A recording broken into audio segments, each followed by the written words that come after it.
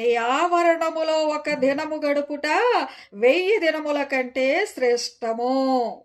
ఆయనతో మనము సహవాసము చేస్తూ ఆయన మందిరావరణములో మనము సమయము గడపటము మనకి శ్రేష్టమా, ఆయనకి శ్రేష్టమనుందా? మీరొచ్చిన మందిరములో సమయం గడిపితే అది నాకు శ్రేష్టమంటున్నాడా దేవుడు? సమయము గడుపుతున్న మనకి శ్రేష్టమది. ఎక్కడ సమయం గడపాలి మనము? లోకానుసారముగానా? దేవుని మందిరావరణములో మనము సమయము గడుపుట శ్రేష్టమైనది.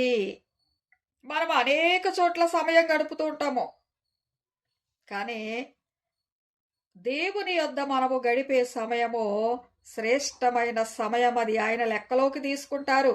ఈ సమయములో నాతో వీళ్ళు సహవాసము చేశారు, ప్రార్థన చేస్తున్నారు, మొరబెడుతున్నారు, నన్ను స్తుతిస్తున్నారు, విజ్ఞాపన విన్నపములు చేస్తున్నారు, వాక్యాలు చదువుకుంటున్నారు, ప్రార్థనలు చేసుకుంటున్నారని ఆయన ఆ సమయమును శ్రేష్టముగా మార్చువారై ఉన్నారు.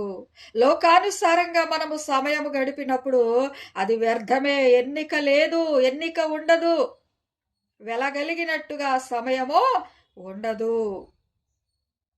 కాబట్టి దేవుని బిడ్డలారా, ఒక్క దినము గడుపుట ఎలా ఉంటుంది?